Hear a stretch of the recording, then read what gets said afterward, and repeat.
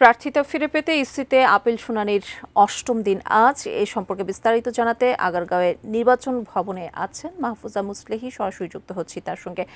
মাহফুজা মুসলেহি, নির্বাচন আপিলের যেই অষ্টম দিন আজকে চলছে, আজকে কতটি আপিল শুনানি হবে একটু বিস্তারিত জানাবেন আমাদের। মন্ডি, আপনি জানেন যে আজ কিন্তু ত্রয়োদশ জাতীয় সংসদ নির্বাচনের প্রার্থিতা ফিরে পেতে যে আপিল দায়ের করেছিলেন সম্ভাব্য প্রার্থীরা, তার কিন্তু শুনানি কার্যক্রমের আজ অষ্টম দিন চলছে। সকাল 10টা থেকে শুরু হয়েছে এই কার্যক্রম। ঠিক 1 ঘন্টায় এই মুহূর্ত পর্যন্ত 12টি আপিল শুনানি শেষ হয়েছে বলে জানিয়েছে নির্বাচন কমিশন। আপনি জানেন যে সারা দেশে বিভিন্ন দলের যেসব সম্ভাব্য প্রার্থী তারা কিন্তু 2868টি মনোনয়নপত্র এরই মধ্যে দাখিল করেছিলেন এবং সেটি দিয়ে কিন্তু 1542টি মনোনয়নপত্র বৈধতা পেয়েছে এবং 723টি মনোনয়নপত্র অবৈধ বলে ঘোষণা করে নির্বাচন কমিশন। এবং তারই প্রেক্ষিতে যে আপিল দায়ের হয়েছিল সেটির সংখ্যা 645টি ছিল।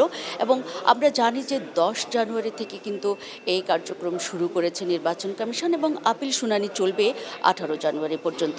বিভিন্ন দলের যারা প্রার্থী, যারা সম্ভাব্য প্রার্থী হিসেবে আপিল শুনানিতে অংশ নিয়েছিলেন, যারা বৈধতা পেয়েছেন, তাদের অনেকেই কিন্তু যেমন নির্বাচন কমিশনকে ধন্যবাদ জানিয়েছেন এবং আগামী নির্বাচনে ভোটের মাঠে লড়াইয়ের জন্য বিভিন্ন প্রতিশ্রুতি যেমন দিয়েছেন।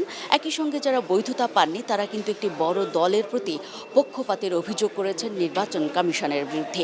ঠিক একইভাবে আজ কিছুক্ষণ আগে কিন্তু খেলাফত মজলিসের আমির মামুনুল হক নির্বাচন কমিশনের বিরুদ্ধে একটি অভিযোগ করেছেন এরকম, যে সম্প্রতি তার বিরুদ্ধে যে আচরণ বিধি লঙ্ঘনের বিরুদ্ধে যে শোকজ নোটিশ দিয়েছিল নির্বাচন কমিশন, সেটি সম্পর্কে তিনি একটু আগেই গণমাধ্যমকে জানিয়েছেন যে এটি একেবারেই ভিত্তিহীন ছিল এবং তথ্য যাচাই বাছাই না করে নির্বাচন কমিশন তার বিরুদ্ধে এই শোকজ নোটিশ দিয়েছে এবং একটি ভুল সংবাদের প্রেক্ষিতেই মূলত তারা এটি করেছে। এক্ষেত্রে তাদের তথ্য যাচাই বাছাই করা উচিত ছিল এবং নির্বাচন থেকে সরাবার লক্ষ্য নিয়েই আসলে এটি উদ্দেশ্যমূলক বা উদ্দেশ্য প্রণোদিতভাবে একটি সংবাদ পরিবেশনের যে চেষ্টা সেটি করেছিল, এরকম একটি অভিযোগও তিনি করেছেন যিনি এই সংবাদ পরিবেশন করেছেন তার বিরুদ্ধে।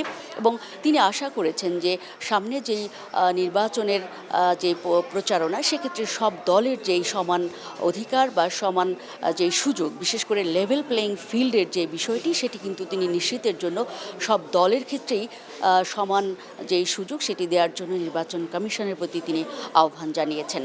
জি, এই ছিল আমার কাছে মুন্নি নির্বাচন কমিশন থেকে এ পর্যন্তই।